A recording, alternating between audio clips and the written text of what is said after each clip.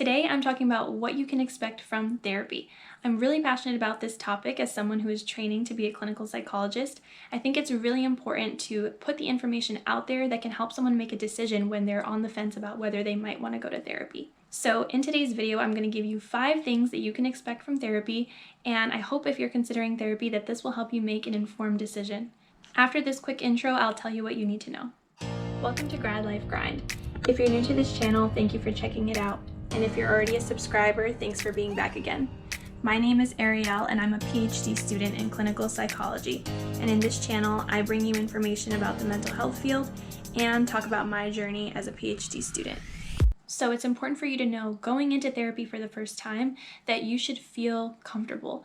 And of course you may be nervous because you're meeting the therapist for the first time. It may be your first time in therapy, and I can personally speak to how nerve-wracking that is.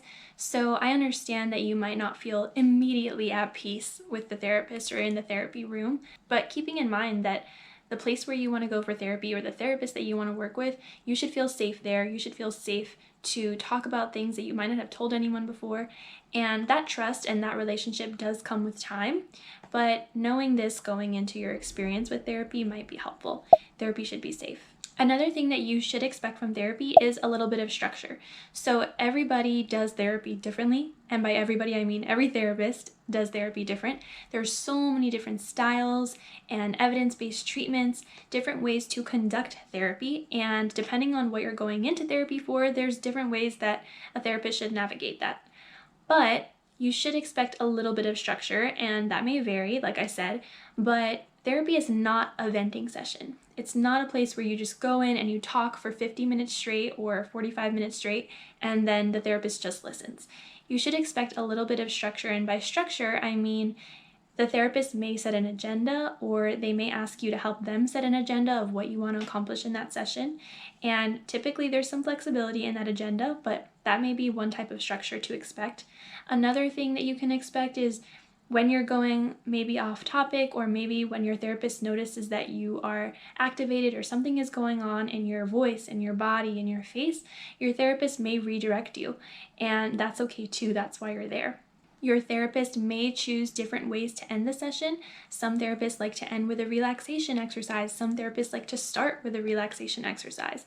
And your therapist will probably be upfront with you about what their structure normally is, and you can hopefully co-create the kind of structure that works for both of you. But definitely don't expect that therapy is just going to be a free-for-all. And there may be therapists out there that are super open and let the client choose the structure of the session, and that's okay too. But don't be surprised if there is a little structure. Therapy is a profession, so it's definitely going to be different than talking to a friend or a family member, and that's where I think it's important to think about this structure. It's supposed to feel a little bit different. It's supposed to be guided. You're supposed to learn things from it or learn about yourself, so that's something to keep in mind. So I just want you to be ready for some potentially difficult sessions. Not every session will be difficult, and not every session will be easy. But I think knowing in your mind that, okay, I want to start therapy and I want to feel better and I want to talk about certain things that I've never talked to anyone about, but knowing that that can come with some difficulty, and your therapist is there to help you with that difficulty. And a lot of therapists want to make sure that their client feels okay leaving the session. They don't want their client to be leaving the session feeling completely dysregulated and hysterical or not okay.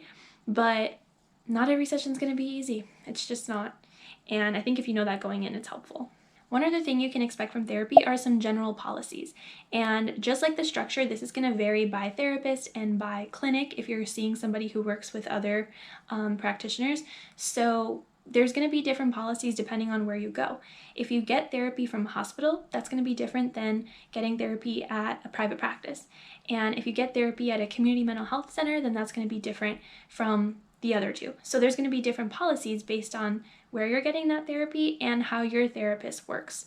So being mindful of that, and it's really your therapist's job to let you know what the policies are. For example, if there is a cancellation policy, if there is a showing up late type of policy, if there is any kind of policy related to paying for your sessions, all those things should be communicated to you fairly early in the therapeutic process.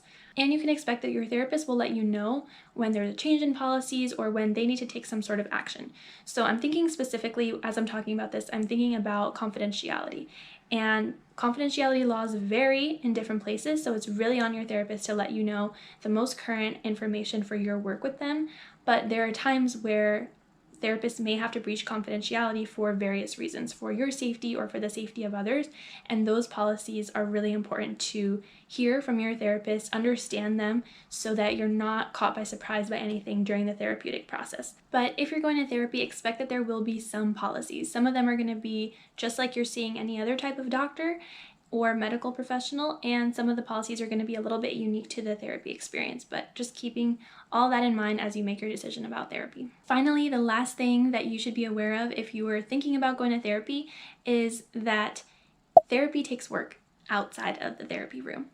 So you can expect to have to do a little bit of your own work when you're not in your sessions. So your therapist may give you homework, they may give you worksheets, they may ask you to journal or do different things, and that's something that you will decide together, but you can't possibly change your life with 1 hour a week of therapy. And the therapeutic hour is actually 50 minutes or 45 minutes, so you definitely can't change your life with once a week, 45 minutes. You have to do some work on your own. You have to take the things that you learn in therapy and apply them in your life, in your day-to-day life. So you can expect that if you're going to therapy, you're going to need to do some things outside of the therapy room. And like I said, your therapist will tell you what those things are and will help you go through that process. And you'll probably come back to therapy and say, I did this homework and this is how I felt, or this is what happened. And that's part of the process, but don't expect to do a few sessions of therapy and then nothing outside of therapy. And if that's your expectation, then I guess that's okay, but you won't get as much from it as you would if you're willing to put in the work outside. So that was 5 things that you can expect from psychotherapy. I hope that this video was informative and helpful for you. And if you learned anything new from this video, I would love to know what you learned. So leave a comment and let me know which of these 5, or maybe all 5 of these, were brand new information to you. Let me know what you learned from this video. And if you liked it, please hit the like button and also subscribe to my YouTube channel.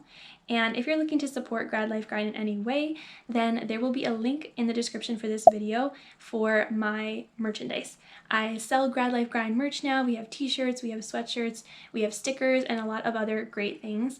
And the work that I do for Grad Life Grind, the content I provide to you, I do it completely for free. So if you want to support me in any way, you can go ahead and shop at the Grad Life Grind store.